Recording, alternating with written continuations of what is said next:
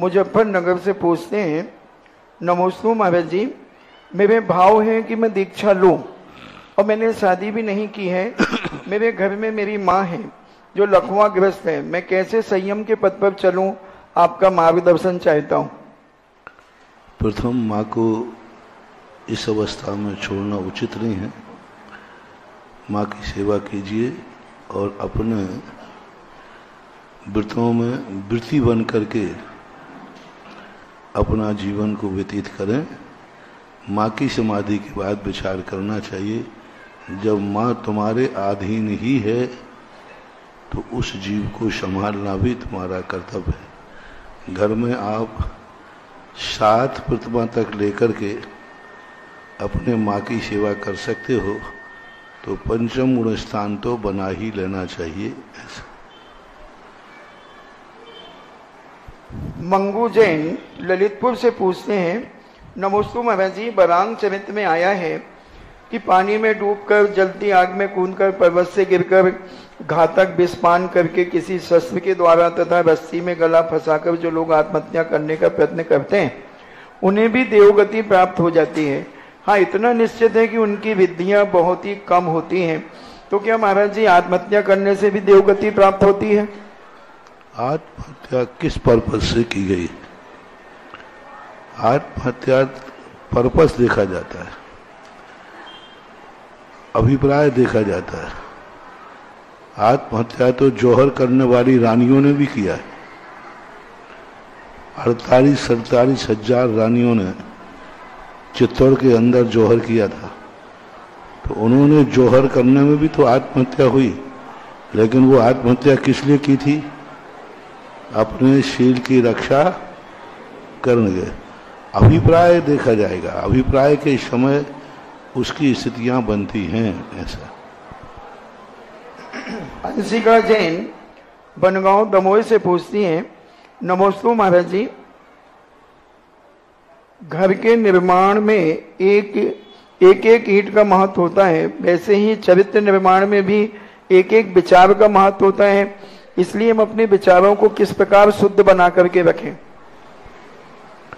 अभी प्रातःकाल हम यही बात पे चर्चा कर रहे हैं।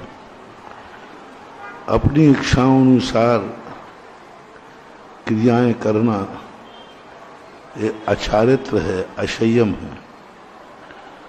और अपने पूज्य पुरुषों के अनुसार, इच्छानुसार अपने जीवन को ढाल देना ही चारित्र है, संयम है। अशोक कुमार जैन 16 अहमदाबाद से पूछते हैं, नमोस्तु महाराज जी, अगर कोई व्रती प्रतिमाधारी श्रावक श्राविका है तो वह क्या नियम से स्वर्ग जाएंगे? हाँ, व्रती जो है नियम से स्वर्ग ही जाता है यदि उसने व्रत निरतिचार पाले हैं। 12 व्रत के अतिचार पन न लगावे, मरण समय संन्यास धार, 16 स्वर्ग उपजावे।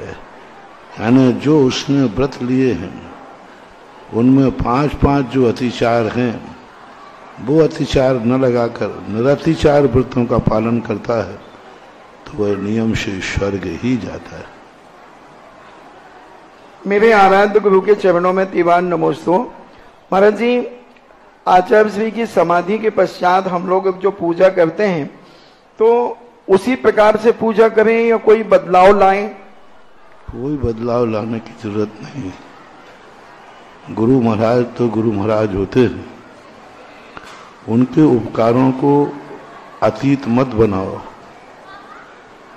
ये राजनेताओं की नहीं है कि जब अटल बिहारी का राज्य था तो सारे हाईवे पे अटल बिहारी के फोटो लगे थे, और जैसे चुनाव हुआ और दूसरी पार्टी आई सारे बोर्ड रात भर में गायब हो गए। ऐसे गुरु के पोस्टर गायब मत करो रे। कोई भी हो, आचार्य का परिवर्तन होता है, गुरु का परिवर्तन नहीं होता है।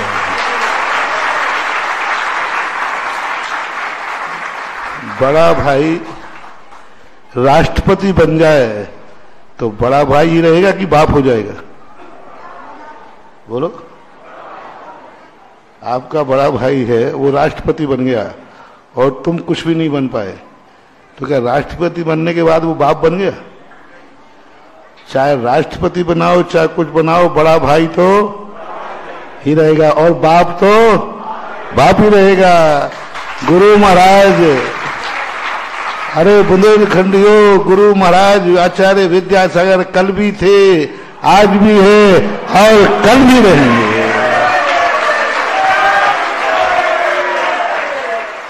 हजार सुधा सागर आ जाए, लेकिन गुरु तो एक ही था, एक ही है, एक ही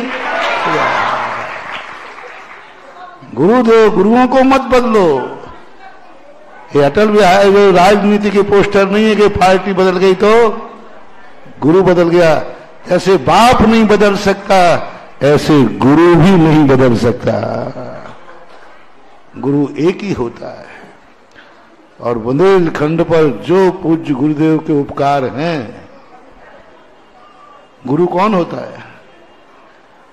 मुनि वह होता है जो 28 मूल गुण के पालन करता है। आचार्य वो होता है जो 36 मूल गुणों का पालन करता है। और गुरु वह होता है जिसके अनंत उपकार होते हैं। मुनि है, गुरु हो, ये कोई नियम?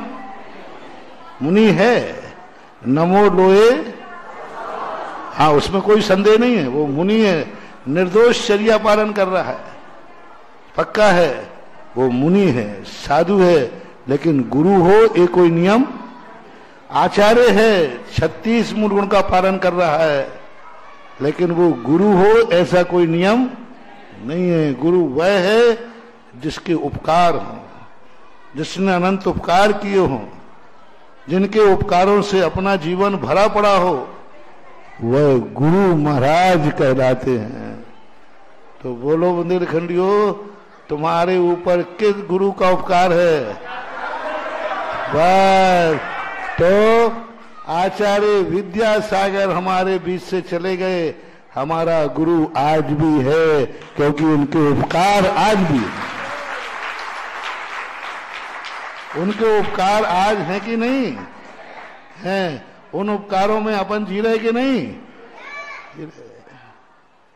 इसलिए गुरु पिता मरने के बाद भी बल्दियत, मुझे पता नहीं धमोई में बदल देते हो, पिताजी के मरने के बाद बल्दियत बदल जाती है? अध्यक्ष जी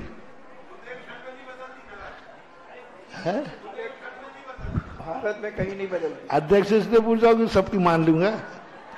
बोलो, अपने यहाँ संसार में पिताजी के मरने के बाद, नहीं माइक नहीं देना, बल्दियत बदल जाती है कि वही रहती है? हैं? हाँ बस, बाप की बल्दियत कभी नहीं बदलना, गुरु की बल्दियत कभी नहीं बदलना। और गुरु कौन है?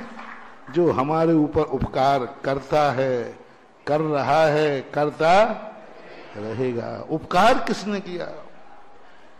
एक थोड़ा भी उपकार यदि किसी का हमारे ऊपर है, तो वह हमारी गुरु की संज्ञा को प्राप्त हो जाता है। गुरु पूर्णिमा पर विगत वर्ष मैंने बोला था, साधु बनना साधु के हाथ में है और गुरु बनना शिष्य के हाथ में है। साधु तो हम स्वयं बन जाएंगे, लेकिन गुरु कौन बनाएगा? शिष्य, वो गुरु बनाएगा। हम साधु तो बन जाएंगे, लेकिन गुरु वो बनाएगा जिसके ऊपर उपकार हुआ है। वो जानेगा कि इनका हमारे ऊपर उपकार है, इसलिए यह मेरे गुरु हैं। आज उनको उसी प्रकार जीवित रखो जैसे कल वो जीवित थे। और आचार्य महाराज की बराबरी ना तो कोई ले पाया है और ना कोई ले पाएगा। वो तो 2000 वर्ष में, आचार्य जी का पुण्य नहीं कह रहा हूं, आचार्य जी का तो पुण्य से बहुत ऊपर थे। आचार्य जी जैसे महाराज मिलना अपन सबका पुण्य था। आचार्य श्री इतने अच्छे गुरु मिले, ये आचार्य जी का पुण्य नहीं है? बोलो ना, अपना पुण्य था कि अपन को ऐसे गुरु मिले। बहुत बड़ा उपकार महानुभाव, उनका दायरा, उनका स्थान कोई नहीं ले सकता, उनकी बराबरियों को कोई ग्रहण नहीं कर सकता।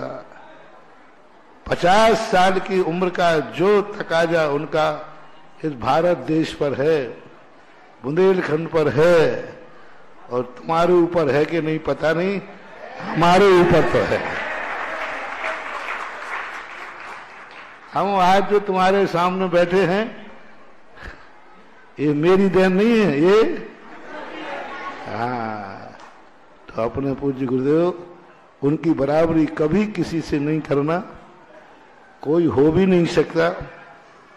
आचार्य बदल सकते हैं, बदलते रहे हैं, बदलते रहेंगे, लेकिन गुरु चित एक, वो गुरु आज भी हैं। उनकी पूजा वैसे ही करो जैसे उनके सामने करते थे।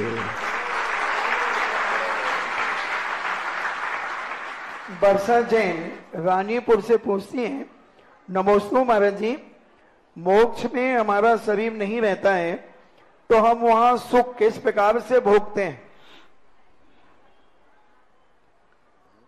मोक्ष में हमारा शरीर नहीं होता है तो हम वहां सुख किस प्रकार से भोगते हैं?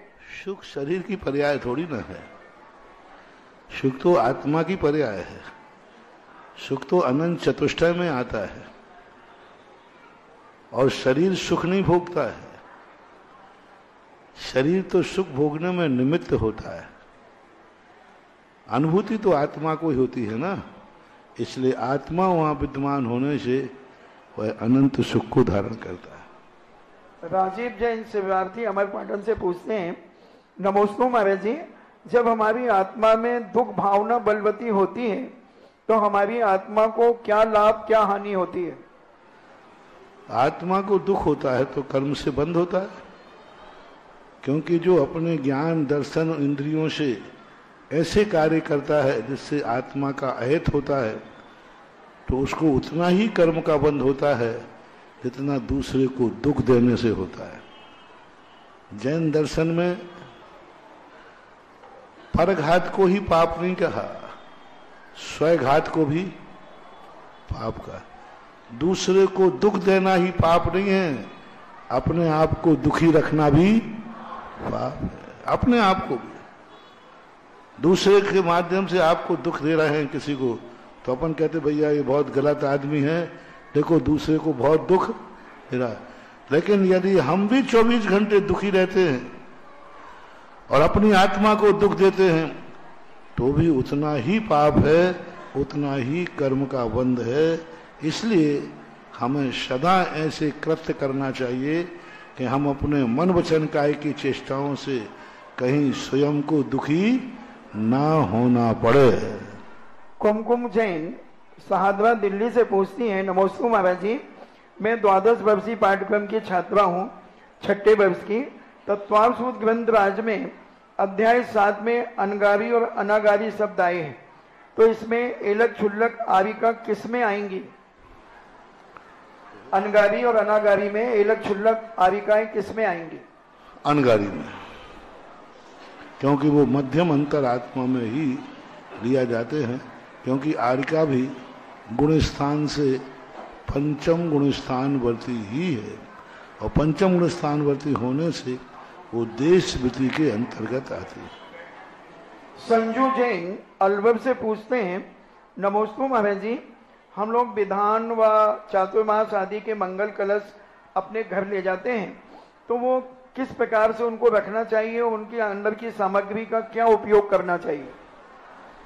कोई भी चीज का कलश ले जाने के बाद 24 घंटे के बाद उसका कोई विशेष महत्व नहीं देता, अधिक से अधिक 6 महीने। इसके बाद उस सामग्री को निकाल कर अपने उपयोग में ले सकते हैं, और कलश का कोई महत्व नहीं रह जाता। एक शगुन होता है, वह अपना 24 घंटे के अंदर अपना जो प्रभाव दिखाना दिखा देते हैं। अब स्मृति के लिए आपको रखना है तो इसमें ऐसी सामग्री डाल दीजिए जो खराब ना हो और स्मृति के रूप में आप सजा के रख सकते हैं। अशोक गांधी 16 रोड अहमदाबाद से पूछते हैं, नमस्ते महाराज जी, पूज्य शांतिनाथ भगवान को दर्पण में मुंह देखने से वैराग्य हुआ और हम तो दिन में 10 बार मुख देखते हैं, तो महाराज जी हमें अभी तक वैराग्य क्यों नहीं हुआ?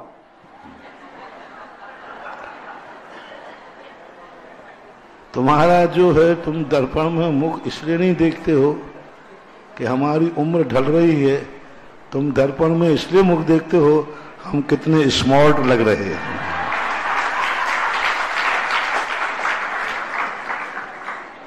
आप ब्यूटी, सुंदरता को देखने के लिए देखते हो और उन पुरुष ने इसलिए देखा था कि हम कितने बूढ़े हो गए हैं, हमारे चेहरे पर कितना क्या पहले तेज था, चमक थी, आज कितनी झुर्रियां आ गई हैं, उनको देखने के लिए उन्होंने दर्पण देखा, इसलिए वैराग्य हो गया।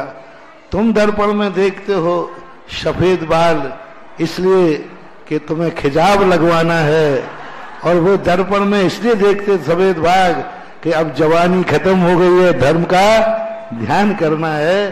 देखने का अभिप्राय का अंतर है।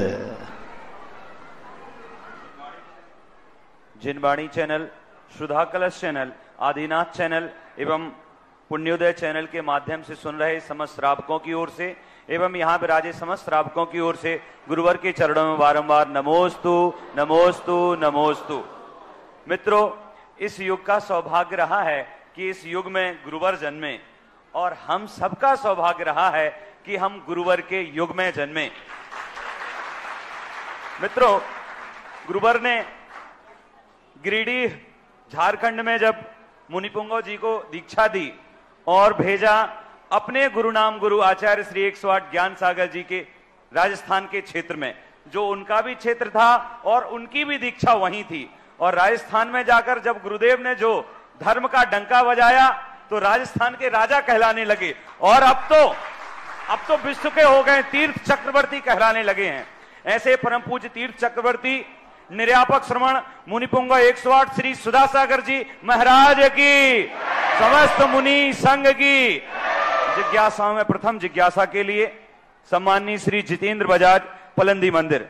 उसके बाद तैयार रहेंगे सम्मान कुमारी एकता जैन, पदमचंद जी, खली।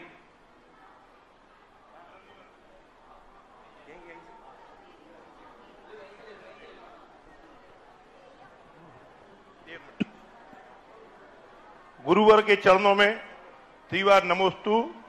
इच्छामि गुरु जी इच्छामि। प्रभु दर्शन से नूर मिलता है और गमे दिल को सकून मिलता है, और गुरु जी आपके दर पे जो आता है उसे कुछ ना कुछ जरूर मिलता है। ऐसी भावना के साथ पूज्य निपुंगव सुधा सागर महाराज जी के आशीर्वाद से हमारे प्रदीप भैया जो बड़े भक्तिभाव के साथ आपके जो यहाँ पे सांगानेर का शिविर चलता है महाराज जी, उसमें पलंदी मंदिर एवं पूरे दमोह के जितने मंदिर है सब मंदिर शिविर चलता है। मस्त उसकी पहल चहल कम हो रही, महाराज जी आप आशीर्वाद दे वो कार्यक्रम शुरू हो। बहुत अच्छा कार्यक्रम है। और मेरी जिज्ञासा ये है महाराज जी कि लक्ष्मी जो है महाराज जी पुरुषार्थ से प्राप्त होती है कि धर्म करने से प्राप्त होती है? और दूसरी बार महाराज जी हमारी माताएं बहनें बहुत मांग लिखे, जितने भी विधान होते हैं, जितने भी कार्यक्रम अच्छे अच्छे होते हैं उनके लिए कलश के लिए सब कार्यक्रम बहुत अच्छे रखे जाते हैं, मगर मंदिर में 5-10% माताएं बहनें महाराज जी जब पूजा करती तो अपना वो सामान सब वहीं छोड़ के चली जाती, उन्हें क्या पुण्य मिलेगा महाराज जी? नमोस्तु महाराज जी।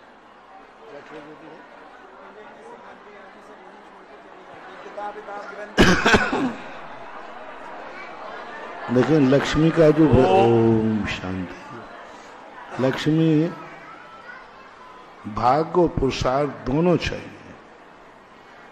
अतीत में यदि तुमने अच्छे कर्म नहीं किए हैं, दानादिक नहीं दिए हैं, तो वर्तमान में कितना भी प्रयास करो धन नहीं बढ़ेगा। मजदूर दिन भर में पसीना बहाता है लेकिन उसको 500 रुपया ही मिलता है। यदि पूर्व में पुण्य किए हैं, पूर्व में दान पुण्य किया है और वर्तमान की पुरुषार्थ है, तो उसी कलेक्टर को मार फाड़ पे चिड़ैया बनाने के लाखों रुपया मिलते हैं। तो दोनों चाहिए, भाग्य और पुरुषार्थ दोनों जब बराबरी से टक्कर लेते हैं तब कहीं सुखी जीवन होता है।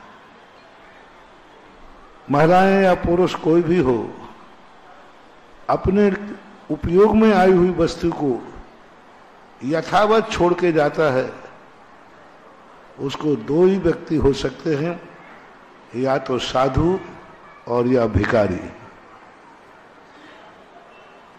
साधु या भिखारी ये दो अपनी उपयोग की हुई चीज को व्यवस्थित नहीं करते हैं। अब आपको किस में ले लिया जाए, आपकी महिलाओं को? साधु तो ये अब एक ही बचा है, अपनी किसी भी चाहे पूजन की सामग्री हो या भोजन की, यदि आपने उस बर्तन को जूठा किया है, आपने वहां खाया है, आपके द्वारा वहां कुछ भी अन्न के कण गिरे हैं, तो कायदा से आपको ही सफाई करना चाहिए। और खास तौर से मंदिर के में यदि कोई सामग्री यथावत छोड़ के जाते हैं फैला करके, तो उनको दरिद्र नाम कर्म का बंध होता है। इसलिए अपनी सामग्री को व्यवस्थित करना चाहिए। मंदिरों में तो खास तौर से दूसरे के आश्रित नहीं होना चाहिए। पूजा की किताबें आदि आप जहां से उठाते हैं वहीं ही रखना चाहिए और व्यवस्थित ढंग से रखना चाहिए, यदवा तदवा नहीं रखना। इन सब में नंबर कटते हैं जो आप पूजा करते हैं उसमें। एकता जैन, श्री पदमचंद जी खली, उसके बाद तैयार रहेंगी स्वाति सराफ, श्री कुंवर सराफ। महाराज श्री के चरणों में नमोस्तु नमोस्तु नमोस्तु, शुल्लक जी के चरणों में इक्षामी इक्षामी इक्षामी। महाराज श्री आगम में पढ़ा हुआ है कि सूर्य और चंद्रमा जो है वो ज्योतिष देवों के विमान है, परंतु अभी जो वर्तमान में वैज्ञानिक उपग्रह भेजे जाते हैं तो फिर वो किधर भेजे जाते हैं? और काफी सारे गवेषण भी होते हैं, कई खोजें होती हैं, तो विज्ञान कहाँ पहुंच रहा है उसका अभी कोई ठिकाना नहीं, क्योंकि जहां वो बता रहे हैं वहां वो नहीं पहुंचा जो हमारे अनुसार चंद्रमा शास्त्रों में लिखा है। अब विज्ञान नया नया सब प्रमाणिक होता है। पहले विज्ञान कहता था एक ही चंद्रमा होते हैं, एक ही सूर्य होता है। आगे जाकर अब पता चला कि दो सूर्य हैं, दो चंद्रमा हैं। ऐसे ही आगे वाला खोजने वाला कहेगा कि अभी विज्ञान ओरिजिनल चंद्रमा पर नहीं पहुंचा है, जो पहुंचा है वो दूसरा ग्रह है, चंद्रमा तो और आगे है। इसलिए अभी हम नहीं कह सकते हैं कि वह चंद्रलोक पर पहुंचे हैं, क्योंकि जो पोजीशन वो बता रहे हैं वह पोजीशन विश्व के किसी दर्शनकार को स्वीकार नहीं है। और धर्म में लिखी हुई बातें और धर्म सर्वथा गलत इसलिए नहीं हो सकता कि विश्व में ऐसा एक भी देश नहीं है जो किसी ना किसी धर्म को ना मानता हो, किसी ना किसी रूप में किसी भगवान को ना मानता हो। एक भी देश नहीं। लोगों ने कहा कि भगवान है कि नहीं, धर्म है कि नहीं। मैं कहता हूं कि भाई नहीं है, चलो चलो अपन वोटिंग करवाते हैं। विश्व का ऐसा कौन सा देश है जो किसी ना किसी गॉड को, भगवान को नहीं मानता हो? बोलो तहसीलदार साहब, एक देश बता दो। अमेरिका, रूस, एक भी दुनिया का कोई देश नहीं है जो किसी ना किसी अदृश्य शक्ति को, ना नाम अलग अलग हो सकते हैं, कोई भगवान, कोई ईश्वर, कोई अल्लाह, कोई क्रिश्चियन, कोई ईसा, कुछ भी कहो, अदृश्य शक्ति को मानने नहीं मानने वाला विश्व में आज कोई भी देश नहीं है। एक देश गलत हो सकता है, सारा विश्व गलत। एक भी वैज्ञानिक नहीं हुआ जिस विज्ञान ने किसी ना, दुनिया के सामने बोलते हैं लोग, एक भी विज्ञान नहीं हुआ जो विज्ञान किसी ना किसी अदृश्य शक्ति को नहीं मानता हो। सबके कोई ना कोई अदृश्य शक्ति थे। ये दुनिया के सामने आकर बोलते हैं कि मैं कुछ नहीं मानता, मैं तो आधुनिक पढ़ा लिखा हूं, जब अंदर में संकट आते हैं तो उनकी आत्मा भी यही पुकारती है, हे भगवान मेरी रक्षा करो, ऐसे ही आता है। इसलिए धर्म की जो बातें हैं इनको हम नकार नहीं सकते। विज्ञान झूठा हो सकता है, धर्म में लिखी हुई ऋचाएं झूठी नहीं हो सकती, क्योंकि ये उन प्रमाणिक व्यक्तियों ने लिखा है जो विज्ञान से भी ऊपर थे। गुरुदेव, ये बालिका सम्मानी श्री पदमचंद जी खली की बेटी 5 बार पीएससी का पास कर चुकी और इंटरव्यू में फेल हो गई। इसका कारण ये बताते हैं परिवार के कि किन्हीं ने इनसे कह दिया कि पितृ दोष है, तब से इनका दिमाग उसमें डर बैठ गया है।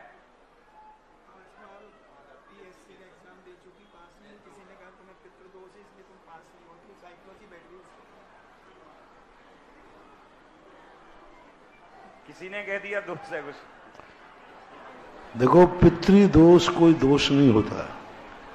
पितृदोष एक ही दोष है, अपने पूर्वजों के जो आचार विचार हैं उन आचार विचारों को जो व्यक्ति पालन करता है उस पर पितृदोष कभी नहीं लगता। उनको जो छोड़ देता है उनके कह नहीं सकता। और सबसे बड़ा पितृदोष निवारण का उपाय मैं बता देता हूं, फिर भी तुम्हारे मन में बैठ गया हो तो आपके पूर्वजों ने आपके जन्म देते समय कौन से मंदिर में आपको 45वें दिन ले गए थे? किस मंदिर में आपके पूर्वज पूजा करते थे? किस मंदिर में जब आप गर्भ में थे तो आपकी सकुशलता की तुम्हारी मां किस मंदिर में पूजा करती थी? तुम्हारे पूर्वजों के बनाए हुआ मंदिर दुनिया में कहां था? बस वहां जाकर के हर साल एक विधान कराया करो, जन्म में तुम्हें पितृदोष कभी नहीं लगेगा। मंदिर उठा के ले आए हो तो बात अलग है। इस प्रश्न के माध्यम से सारे जगत के लोगों को मेरा कहना है, जो गांवों से उठ करके यहां आ गए हैं, गांव से उठ करके कलकत्ता, बंबई, दिल्ली, आसाम, चेरापूंजी पहुंच गए हैं, उनको मेरा कहना है कि आपका पितृक जो मंदिर है, पैतृक जो आपका गांव है और वहां जिनेन्द्र देव का मंदिर है, कहीं लंदन में चले जाओ, अमेरिका चले जाओ, कम से कम साल भर में एक बार उस मंदिर को धोख देने जरूर आना। साल भर में एक बार उस मंदिर में आकर अभिषेक जरूर करना, जहां तुम्हारे पूर्वजों का वंश जुड़ा हुआ है। साल भर में एक बार जाकर वहां विधान जरूर करना, क्योंकि वह मंदिर सुने ओम शांति, क्योंकि वह मंदिर तुम्हारे पूर्वजों ने बनाया है। उस मंदिर में तुम्हारे पूर्वजों ने पूजा की है। तुम्हारे वंश का जो कुछ भी शुरुआत है उस मंदिर से है। तो चाहे कितनी भी दूर जाओ, या तो फिर मंदिर को उठा के ले जाओ, और यदि मंदिर वहां विराजमान है तो प्रति वर्ष आपको एक परिवार के साथ में उस मंदिर में विधान करने जरूर आओ। सारे पितृदोष सब अपने आप ही खत्म हो जाएंगे। तुम मंदिरों को छोड़ के चले जाते हो, भगवान वहीं बैठे हैं, तुम्हारे पूर्वजों ने बैठा ला था, उन्होंने पंचकर्मा किए थे, उन्होंने पूजाएं की थी, वहां तुम्हारे सकुशल की दुआएं मांगी थी, और आज वो भगवान जिन्होंने दुआ दी थी वो गांव में जाकर के पूजा अभिषेक कुछ भी नहीं हो रहा, मंदिर में पड़े हैं। तो फिर कोई ना कोई तुम्हारा पुण्य है, इसलिए सकुशल हो। जिस दिन पुण्य की कमी आएगी उसी दिन तुम्हारी स्थिति बिगड़ जाएगी। इसलिए सारे विश्व के लिए, सारे देश के लिए एक राष्ट्र के नाम संदेश आज बिटिया के नाम से, कि हर व्यक्ति कहीं भी जाए, जैसे बने तैसे समय निकालकर साल में एक बार अपने पैतृक गांव के मंदिर में विधान करने परिवार सहित जरूर जाए। दूसरा, जितने लोग बाहर गए हैं वे सब मिलकर के एक तारीख निश्चित कर रहे हैं साल भर में। जैसे मान लो 100 घर थे किसी गांव में, वे सब दमोह में आ गए मान लीजिए, तो एक निश्चित करो कि हम सारे दुनिया में जहां इस गांव के लोग गए हैं, साल भर में फलानी तारीख में एक साथ आके विधान करेंगे और जुलूस निकालेंगे, श्री जी की यात्रा निकालेंगे और सारे गांव को या आसपास के जैनी को बुला करके एक सामूहिक भोज करेंगे, तो वो मंदिर तुम्हारा पूर्वजों का इतनी दुआ देगा जितना पूर्वजों की दुआ मिलती है। पूर्वजों से तो हमें पता नहीं कि कहां है पूर्वज मरकर कहां चले गए हमें ये पता नहीं है, लेकिन पूर्वज जिस मंदिर में दुआ मांगते थे वो मंदिर तो पता है। वो मंदिर पता है कि नहीं है? पूर्वज तो पता नहीं वो कहां चले गए, लेकिन पूर्वज ने जहां दुआ मांगी थी हमारी सकुशलता की, वो मंदिर तो हमारे लिए मालूम है। तो वहां जाकर के यदि सारे जितने बाहर गए हैं वो और साथ में और ले जाकर के वर्ष में एक बार श्री जी की शोभा यात्रा निकालो, बढ़िया विधान करो, और छोटा मोटा गांव हो तो पूरे साल भर में एक बार जाकर पूरे गांव का जीवन कराओ और कहो ये मंदिर हमारे पूर्वजों का है, देखो तुम्हारे लिए कैसे लाभ नहीं मिलते। देखते हैं दुनिया का कौन पैतृक दोष है जो तुम्हें छू ही लेवे। गुरुदेव, आज आपके उपदेश ने हमारी बहुत सारी जिज्ञासाओं को समाधान कर दिया, और मैं तो कहता हूं जिसको जितने प्रकार के दोष हों, पितृ दोष हों, देव दोष हों, शनि दोष हों, देवी दोष हों, सभी दोष लेके आ जाओ, ये सभी दोषों को समाधान करेंगे। और जितने भी पंडा पंडी सब पंडों के बाप हैं, तो जिनको भी कोई दिक्कत हो सब आ जाओ। मैंने ऐसे कई चमत्कार देखे हैं, कोई हमें देव आते हैं, हमें देवी आती है, हमें पद्मावती आती है। गुरुदेव ने कहा आओ हमारे पास आओ, हम उतारते हैं आपकी पद्मावती, हम उतारते हैं आपके शनिदेव। और ऐसा हुआ, मुंह लज्जित होकर के वो व्यक्ति गए और सारे पंडा पंडी शांत हो गए। इसलिए जिनको भी जो दोष हैं निश्चिंत हो जाएं, क्योंकि आप बैठे हैं इस सदी के देवता की शरण में। बोले मुनि पुंगव श्री सुधासागर जी महाराज की। अगली जिज्ञासा के लिए श्रीमती स्वाति सराफ, इसके बाद तैयार रहेंगे श्री दिलेश चौधरी। मेरे जीवन को नया मोड़ देने वाले मेरे भगवान, इष्ट भगवान को बारंबार नमोस्तु चुल्लक महाराज जी को इच्छामि। भगवान, आप हमेशा बोलते हैं कि शगुन का बहुत महत्व है जीवन में, और मैं जब कोरोना में डली थी तो मेरा 45% ऑक्सीजन रह गया था और मैं बहुत निराश हो रही थी। लेकिन मैं रोज आपका प्रवचन मोबाइल में खोल के देखती थी 5 मिनट के लिए, मुझे इतनी मैंने कॉन्शियस था कि मैं देखूं आपको बस। और एक दिन आपने बोला कि आपको शगुन मिलेगा, आपका अच्छा होना होगा तो। और उस दिन भगवान मेरे को रात में बिजोलिया पारसनाथ से आपने भेजा, 2-3 ऐसे पीपी किट पहन के आए और मेरे शरीर से कुछ निकाल के ले गए। उस दिन से मुझे ऐसा लगा भगवान कि मैं स्वस्थ हो गई हूँ।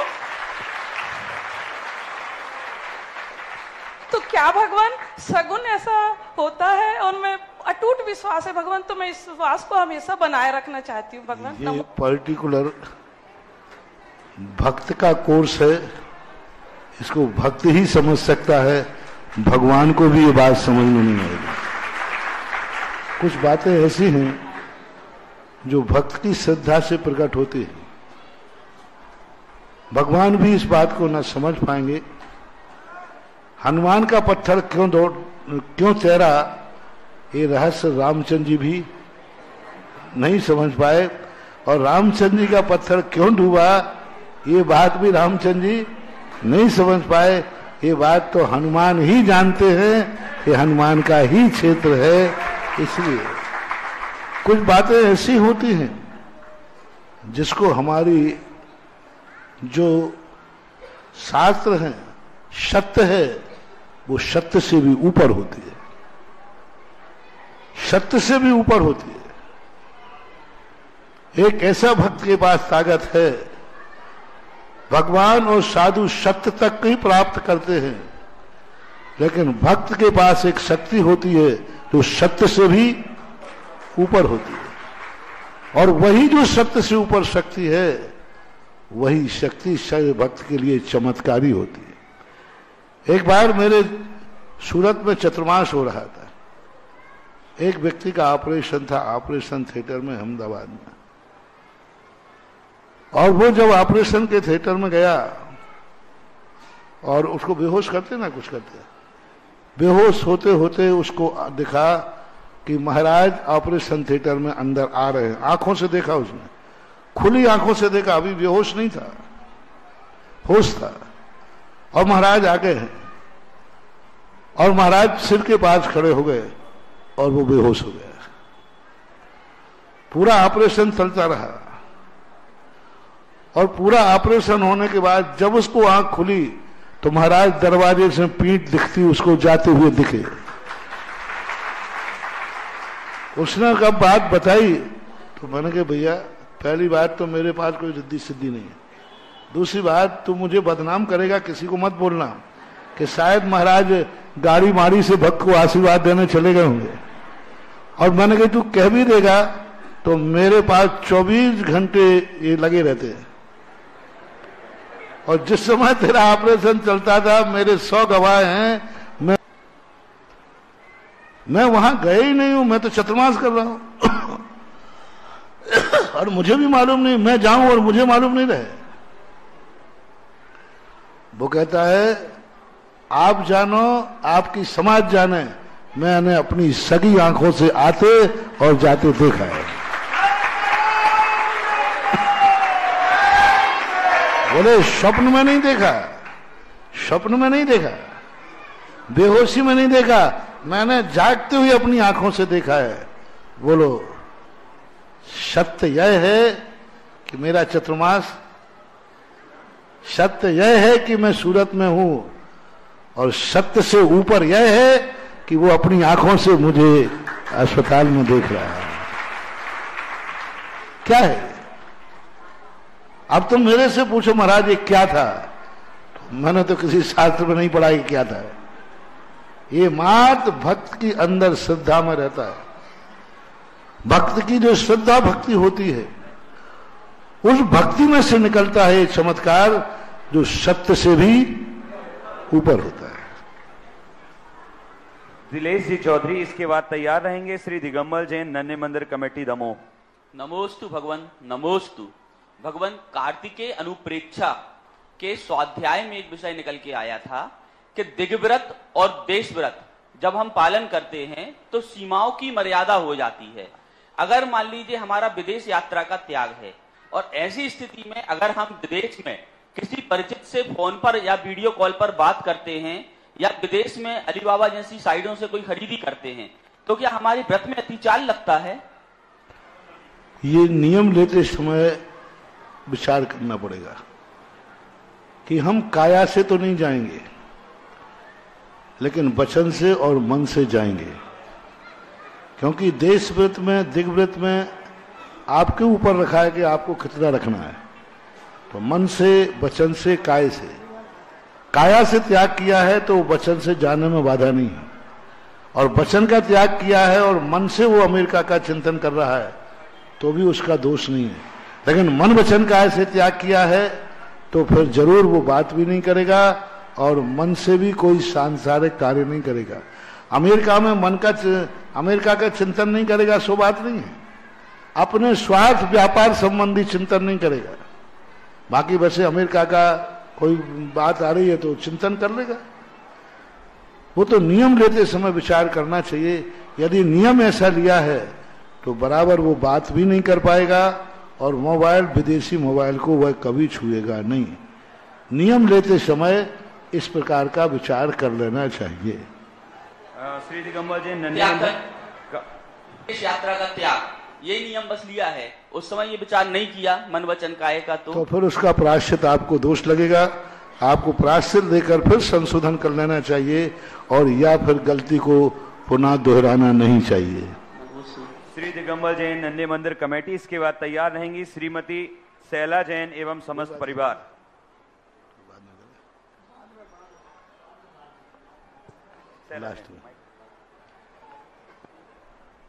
श्रीमती शैला जैन इसके बाद तैयार रहेंगे श्री संतोष जी गांगरा।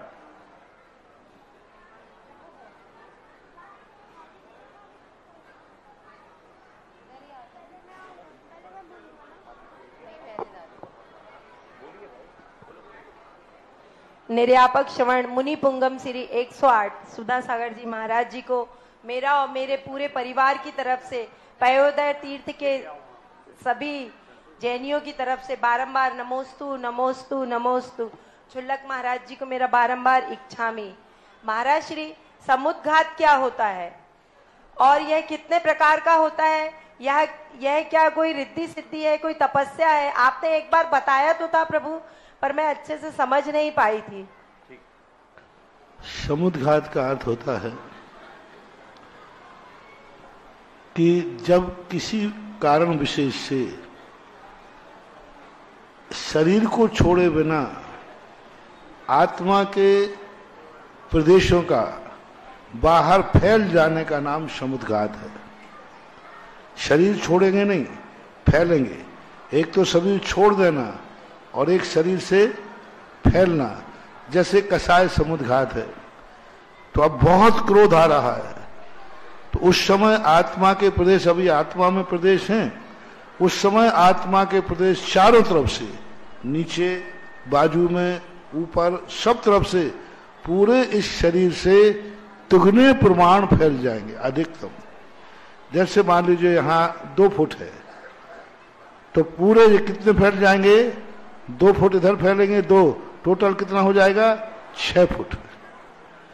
अपने शरीर से जितने में वो रहते हैं उससे दुगने प्रमाण आत्मा के प्रदेश बाहर निकल जाते हैं, कसाय जब बढ़ती है।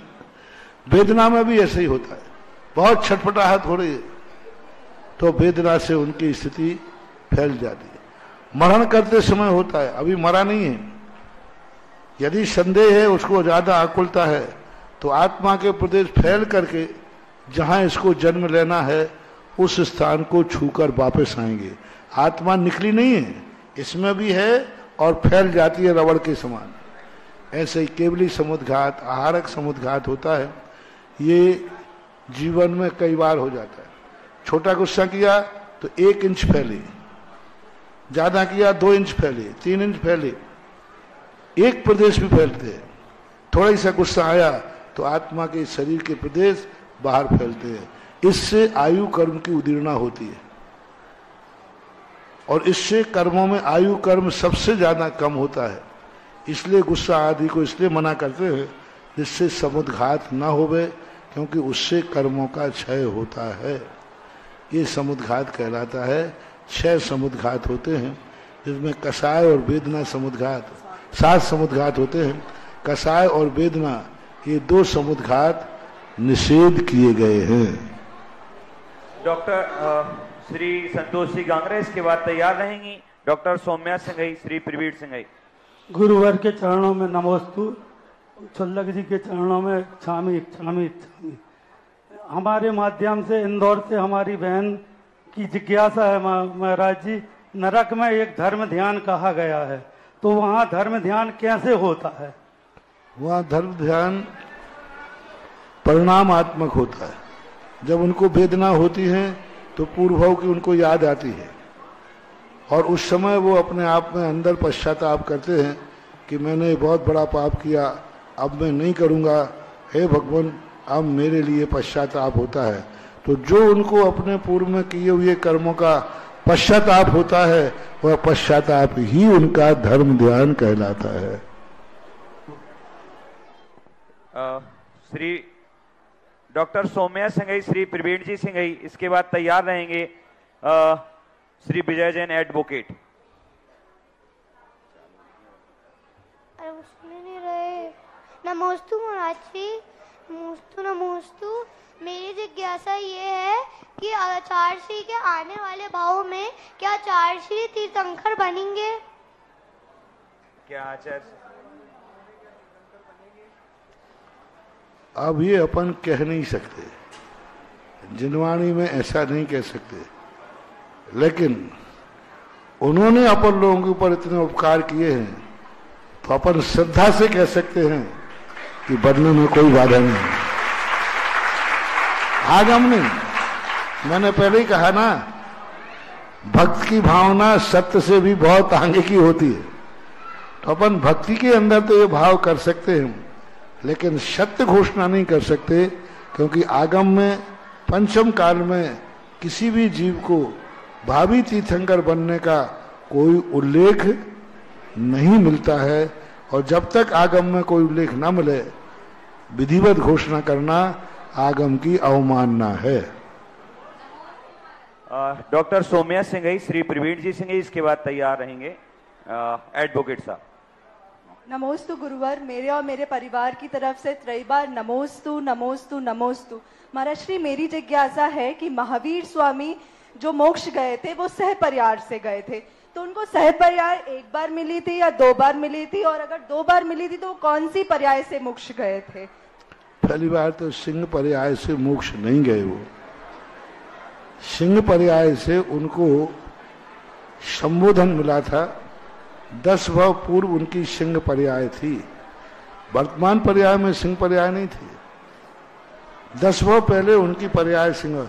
तो शास्त्रों में ये लिखा है कि 10 भव पूर्व से उनको मुनिराज ने संबोधन किया तो उनको सम्यक्त की प्राप्ति हुई, अपने किए हुए पापों का पश्चाताप हुआ।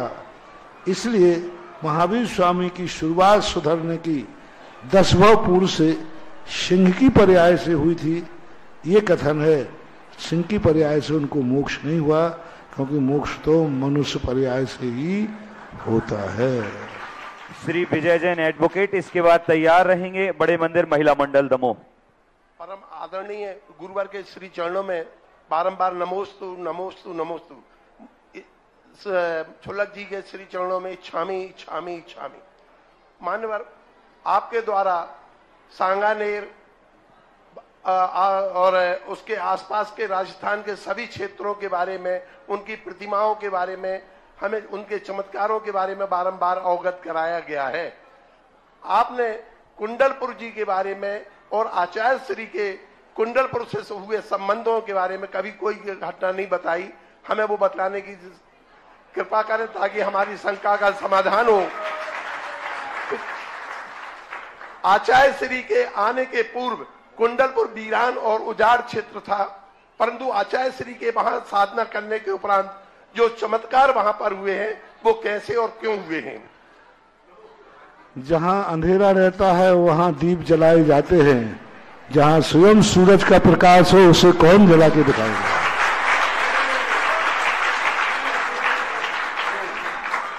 राजस्थान के वो क्षेत्र में मूर्तियां ऐसे अंधेरे में पड़ी थी कि वहां हमें दीप जला करके दुनिया को दिखाना पड़ेगा। कुंडलपुर के बड़े बाबा तो स्वयं सूर्य हैं, उनको दीप जलाकर क्या दिखाएंगे?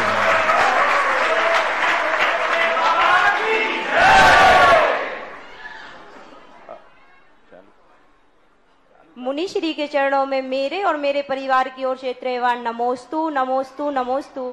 छुल्लक महाराज जी के चरणों में इक्षामी इक्षामी इक्षामी। मुनि श्री, मेरी जिज्ञासा है, परिवार को एकता में बनाए रखने के लिए हमें कौन से प्रयास करना चाहिए? मुनि श्री, मेरी जिज्ञासा का समाधान कीजिए। नमोस्तु मुनि श्री। किसी भी एकता को बनाने के लिए मात्र एक छोटा सा सूत्र है, सामने वाले से हमें क्या मिल रहा है, सामने वाले से हमें क्या मिलेगा, सामने वाले से हमें क्या मिला है। रिपीट करता हूं, ओम शांति। परिवार है या कोई भी है, हर व्यक्ति ये सोच रहा है इससे हमें क्या मिला है, क्या मिल रहेगा और क्या मिलेगा। मिल रहा है, क्या मिलेगा। यह सूत्र जो है अनेकता का है, और उसको पलट करके मैं परिवार को क्या दिया है, क्या दे रहा हूं, क्या दे पाऊंगा, पर इसकी सिद्धि कर लो, सारा परिवार एक हो जाएगा। हर व्यक्ति दूसरे से कह रहा है इससे मुझे क्या मिला है, और ये सोच ले कि मैंने इसको क्या दिया है। बस जो अभी प्रवचन चल रहे हैं, हमें हर व्यक्ति से कुछ लेना नहीं है, हर व्यक्ति को कुछ देना है, और जहां देने की परंपरा आ जाएगी वहीं एकता का शंखनाद हो जाएगा। और जब परिवार में रहते हैं तो हर व्यक्ति को अपने और पराये का भेद नहीं होना चाहिए। वहां सब में एक हैं तो हमें एक रूप में ही रहना चाहिए। हमें एकता की ही आवाज उठना चाहिए। एक वस्तु आई है तो उसको बराबर ही बांट के खाना चाहिए। उसमें ये विचार नहीं करना चाहिए कि मुझे कितना मिला और इसको ऐसा विचार। श्री सुधीर जी सिंघई, यशस्वी अध्यक्ष श्री दिगंबर जैन पंचायत दमोह, इसके बाद सुने एक उदाहरण देता हूं बिना नाम के। 58 व्यक्ति एक चूल्हे पर रोटी बनती थी। व्यक्ति कितने थे? 58। पीढ़ी 4 से 5 पीढ़ी। और आज मुझे लगता है ये प्रश्न क्यों आया है, क्योंकि आज मैं जहां आहार करके आया वहां वो मकान 8वीं पीढ़ी का, आज भी लोग वहां रह रहे हैं।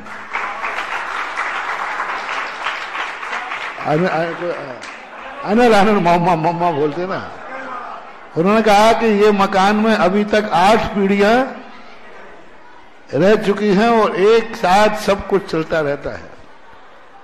तो 58 व्यक्ति थे। तो उनके दादाजी से पूछा किसी ने, जो बुजुर्ग थे, कि भाई आपके यहाँ हम तो 4 भाई हैं, 4 लोग हैं, तो भी एक साथ नहीं रह पाए, आपका एक रोटी पे, तो इसका रहस्य क्या है? तो दादाजी बोले कि देखो साहब, मैं बहुत बूढ़ा हो गया हूं, मेरे से एक मेरा छोटा भाई है, ये बात उससे पूछना। उसके पास गए, उन्होंने कहा साहब देखो मैं थोड़ा व्यस्त हूं, मेरे से छोटे भाई से पूछो। उन्होंने छोटे से पूछा, अंत में कहता देखो साहब मेरे पास तो अभी इतना टाइम नहीं है, मेरे बड़े भाई का बेटा है उससे पूछो। बेटे ने पूछा, अंत में जाकर के उनके एक बोला, बोले साहब, बोले मेरे पालने में एक बच्चा पड़ा है, ये जवाब वो बच्चा देगा। ऊपर से आए तो बच्चा तो बोले ही नहीं, बोले बोल तो नहीं रहा है। तो फिर उन्होंने कहा कि ये बात क्या है? तो फिर नीचे वाले ने भेजा कि देखो तुम गलती कर गए हो, यहां आकर के जो मेरे बड़े थे ना वो सब कुछ जानते हैं, आप फिर से जाओ वहीं। फिर जाते जाते वो फिर बड़े के पास पहुंचा, बोले आपके यहां ये क्या मोनोपोली है कि बड़े ने सबसे छोटे के पास भेजा और छोटे ने सबसे बड़े का बात भेजा, ये क्या मोनोपोली है? बोले मूर्ख, अभी तक नहीं समझ पाया एकता का राज्य।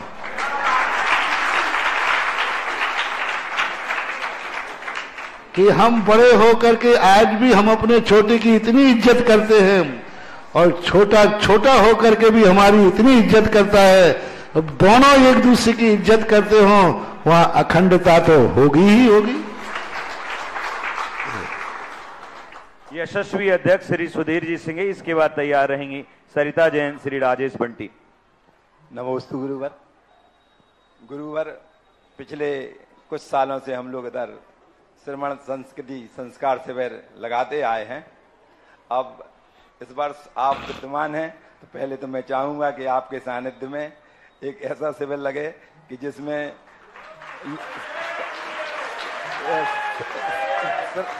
श्रावक या बच्चे 10 दिन यहीं रहें और आपके सानिध्य में ये सीखें जो अभी आप बता रहे हैं कि सामाजिक एकता कैसे बनी रहे।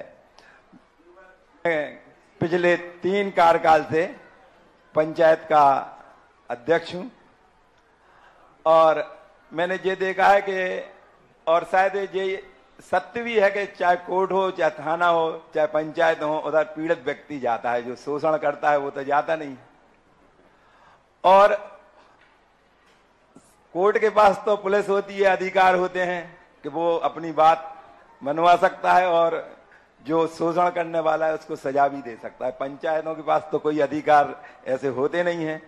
ये आप संस्कार शिविर के माध्यम से बच्चों को सिखाएं कि वो संस्कारित हों और समाज की एकता इससे बनी रहे। ऐसा मेरा जो आवासीय शिविर लगता है वो तो गर्मी में तो लग नहीं सकता, वो तो चतुर्मास में ही लगता है। उसकी छाप, उसका संस्कार तो सारा जगत जानता है, आप लोग भी जानते हैं। रही बात शिक्षण शिविर की, शिक्षण शिविर में हमने इतने विद्वान तैयार कर दिए हैं कि वो विद्वान आपको शिक्षण देते हैं। हम देखो अभी क्या है, बंद तो नहीं सकते, लेकिन मैं अभी एकदम ना तो हाँ कहूंगा और ना कहूंगा। और तुम्हें हाँ दे करके मैं बंधना नहीं चाहता हूं, क्योंकि बंधन चातुर्मास में ही रहता है। अभी मैं इस संबंध में हाँ और ना नहीं कहूंगा। बाकी शिविर लगते आए हैं, लग रहे हैं, लगना चाहिए। महाराज जी, आपको हमें देखकर ऐसा नहीं लगता हमारी याचना देख के कि थोड़ा सा तो दे ही दो, थोड़ा। क्योंकि मैं अपनी इसलिए मुझे दया नहीं आती, इसलिए सुनो अध्यक्ष जी, आपको याचना देखकर मुझे इसलिए दया नहीं आती क्योंकि हम अपने भक्त को भिखारी नहीं बनाना चाहते।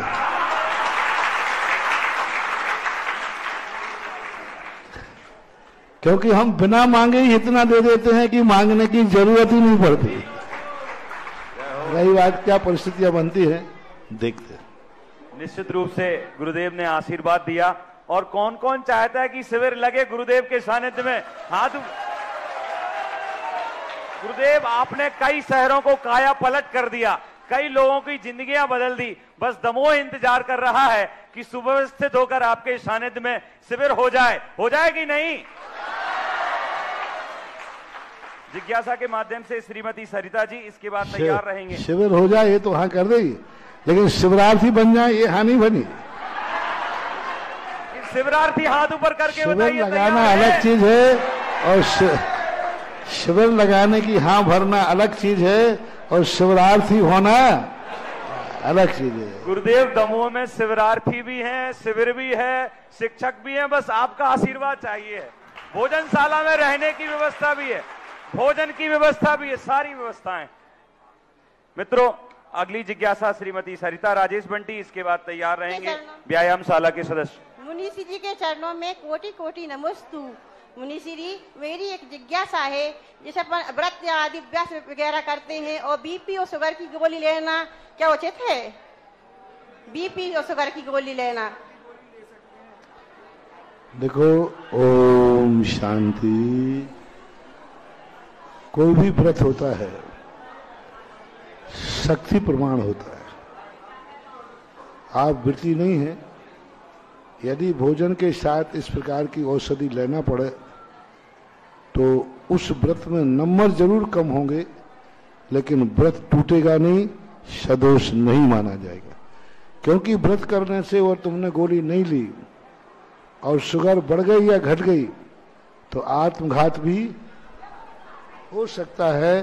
तो ऐसा व्रत कार्यकारी नहीं जिससे जिंदगी को खतरा पड़ जाए, इसलिए बिना उसके चलता है। हाँ, यदि डॉक्टर कहे गोली मत लेना, लेकिन शक्कर भी मत लेना, मीठे फल भी मत लेना, मुनक्के आदि भी मत लेना, तो फिर तुम्हारे लिए ये सब चीजें छोड़कर और व्रत कर लेना चाहिए, गोली से बच जाना चाहिए। लेकिन ये सब छोड़ दोगे, तब रोटी भी खाओगे तो भी शुगर बढ़ेगी, तो फिर गोली ले लेना चाहिए, खतरा मोड़ नहीं लेना चाहिए। साक्षी दीदी जयपुर, इसके बाद अंतिम जिज्ञासा के लिए श्रीमती नीलम जैन अर्पण नागपुर। नमोस्तु नमोस्तु नमोस्तु महाराज श्री। इच्छामी महाराज जी। महाराज श्री, मेरा प्रश्न ये है कि आने वाले दिनों में श्रमण संस्कृति संस्थान की तरफ से जो श्रावक संस्कार शिविर आने वाला है, जयपुर में भी लगता है, प्रत्येक वर्ष की भांति इस वर्ष भी लगने जा रहा है।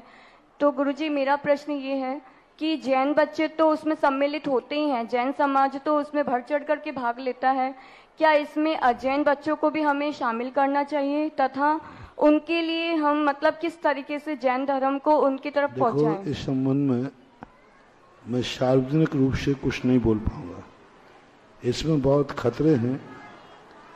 कोई भी व्यक्ति यदि थोड़ा भी आक्षेप कर दे धर्म परिवर्तन का,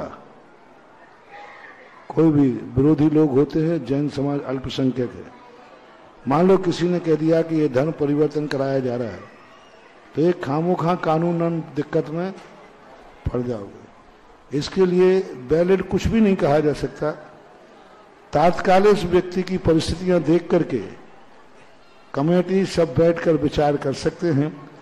इस माइक से इस प्रकार की कोई घोषणा करना अनुचित होगा, ठीक नहीं होगा। ऐसे प्रश्नों को, क्योंकि ये राष्ट्रीय मंच है, इस पर छोटे संकुचित प्रश्न नहीं करना। ऐसा गुरुदेव, आपके सुधा युवा संवाद में जो नींव डली व्यायामशाला की वीर विद्या सुधा व्यायामशाला, उसमें एक सदस्य और परम संरक्षक के रूप में जुड़े हैं। श्री प्रवीण जी संगई समस्त परिवार ने परम संरक्षक की सदस्यता ली है। जोरदार तालियों के साथ उनके भावों की अनुमोदना करते हैं। अंतिम जिज्ञासा नागपुर से पधारी श्रीमती नीलम जैन। नमोस्तु महाराष्ट्री। परवारपुरा मंदिर सकल जैन समाज नागपुर की ओर से त्रिवार नमोस्तु शुल्लक श्री के चरणों में इच्छामी। महाराष्ट्री, हम सभी नागपुर वासियों को आपके जो मार्गदर्शन में नए नए कार्य प्रारंभ हो रहे हैं, उनका शीघ्र लाभ हो सके, इन मंगल भावना के साथ हमारी जिज्ञासा यह है कि आचार्य श्री के मार्गदर्शन में जो बहुत अनोखा कार्य प्रतिभा स्थली के रूप में हम सभी को मिला है, जो हमारे जैन समाज की बेटियों के लिए शिक्षा के साथ साथ सुरक्षा की दृष्टि से भी वो सर्वोत्तम है और ऐसी सुविधा अन्य समाज में नहीं है। किंतु हमारे यहाँ कुछ माता पिता इतनी अच्छी सुविधा के होते हुए भी अपनी बेटियों को प्रतिभा स्थली में भेजें या ना भेजें, इस दुविधा में रहते हैं। महाराष्ट्री शंका का समाधान करें। नमोस्तु महाराज। अब देखो, जिनकी होनहारी गलत मार्ग पर जाने की है, उनको कौन रोक सकता है। हम साधु लोग मात्र आवाज ही लगा सकते हैं कि उधर मत जाओ, इधर आओ। बाकी किसी को हाथ पकड़ के नहीं रोक सकते कि उधर मत जाओ, इधर आओ।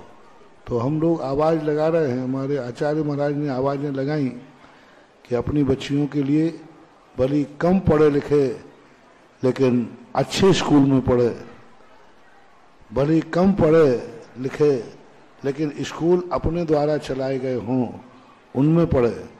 लेकिन लोग अधिक पढ़ाने के लिए, और कल जब रोते हैं जब बेटी हाथ से चली जाती है, अब ऐसे लोगों के लिए क्या करें।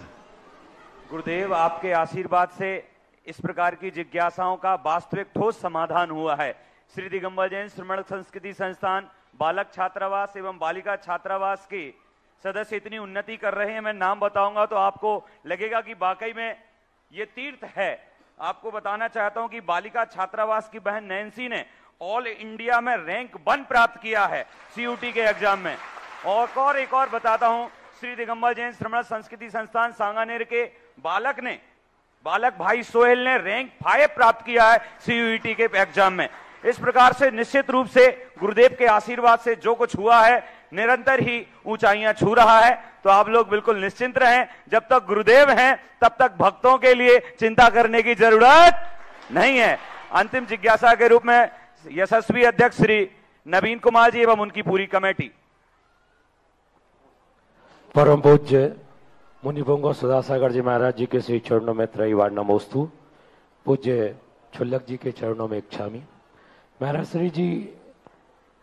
श्री जी का अभिषेक करने का क्या महत्व होता है और उसकी क्या विधि होना चाहिए, और जो विधि अन्य स्थलों पर आपके द्वारा उस विधि को बताया गया, उस विधि को हम अपने मंदिर में कैसे प्रारंभ कर सकते, इसका हमारे निर्देशन और आशीर्वाद प्रदान करें। 2-3 दिन से चर्चा आ रही है, लेकिन मैं थोड़ा शांत हूं, क्योंकि जो लोग अभिषेकों के जो आपने परंपराएं बना रखी हैं, उन परंपराओं को आप लोग सुधारना नहीं चाहते, इसलिए मैं बोलना पसंद नहीं करता।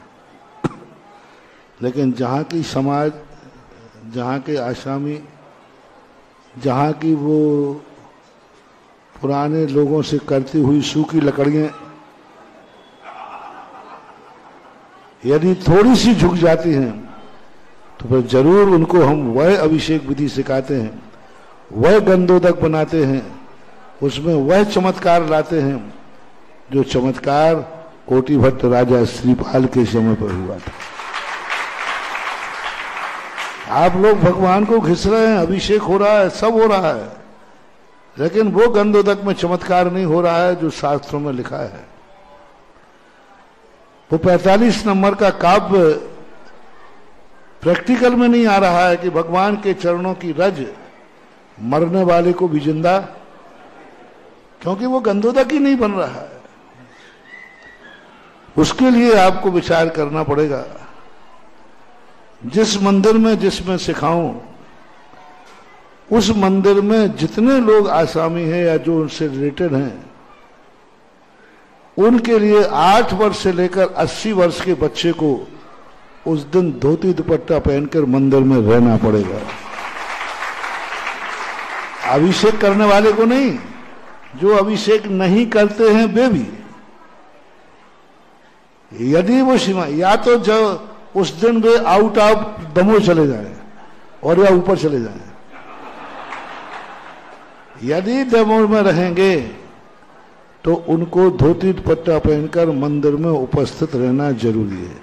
कारण है उसका, क्योंकि मैं कोई भी चीज सिखाता हूं तो एक संकल्प के साथ सिखाता हूं, एक एरिया को सीमित करके सिखाता हूं। और मैंने संकल्प किया कि नन्हे मंदिर के जितने मंदिर आने वाले लोग हैं वे सबके लिए सिखा रहा हूं, और मैं यहां सिखा रहा हूं, और वो व्यक्ति यदि घर में बैठा है तो इतना साइड इफेक्ट खतरनाक है कि मैं भी कांप जाता हूं, मैं भी कांप जाता हूं, क्योंकि उसका जो साइड इफेक्ट पड़ता है वो मैंने कई बार देखा। ओम शांति, मैंने कई बार देखा है।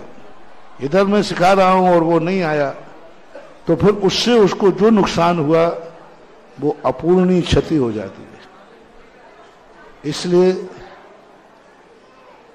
मेरी जो माल है बहुत कीमती है, और दमोह वालों के लिहाजा मैं जानता हूं। यदि आप नवीन जी अपने सारे जितने इस मंदिर से रिलेटेड हैं, उस दिन 8 वर्ष से लेकर 80 वर्ष का कोई व्यक्ति जो अस्पताल में है वो छोड़ देना, जो पैरालिसिस में है वो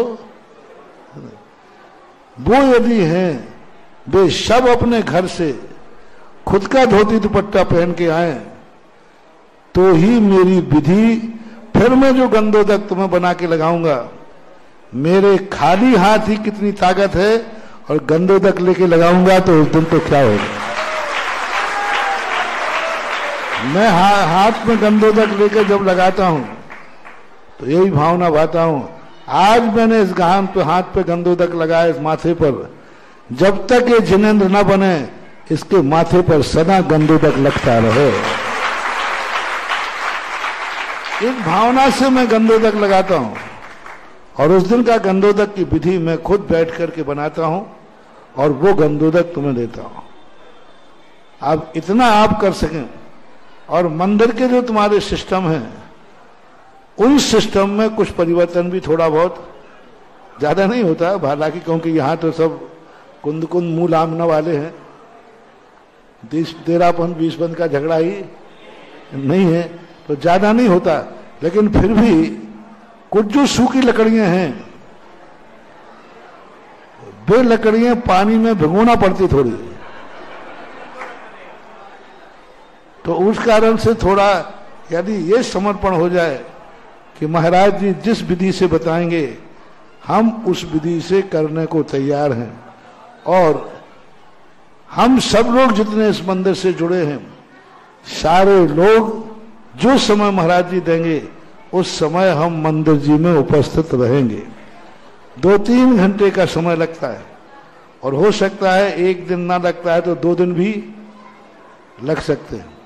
मान लो ज्यादा समझाना पड़ा तो 2 दिन लग जाएंगे, और कम समझाने में समझ गए तो 1 दिन में भी हो सकता है। इतना आप अपने सब घरों से जाकर हस्ताक्षर करा लो, फिर मेरे से लो, मेरी पुटरिया मत खुलाओ, बंदी है बंदी रहने दो, और खोलना है तो मुझे कोई आपत्ति नहीं है, क्योंकि पुटरिया में जो कुछ भी है वो सब आपके लिए ही है। जो कुछ है सब आपके लिए है, लेकिन खोलने के बाद फिर देखो। हाँ, तो इतना यदि तुम्हारा समर्पित होता है, अभी बांधकपुर वालों को सिखाया था, बांधकपुर में भी किया, उन्होंने समर्पण किया और उन्होंने जो कहा वो किया तो हुआ। आपके यहाँ यदि करने की स्थिति बन जाए तो आप हमें पूरे जितने इस मंदिर से रिलेटेड हो लिस्ट तो होती होगी, उस लिस्ट के अनुसार हस्ताक्षर करा लीजिए और अपने स्वयं के धोती दुपट्टा, मंदिर के नहीं, स्वयं का धोती दुपट्टा पहन के आओगे। क्योंकि हमारे कुछ नियम ऐसे हैं, देखो जब संस्कार शिविर लगता है तो हम आपके धोती दुपट्टा नहीं पहनने देते।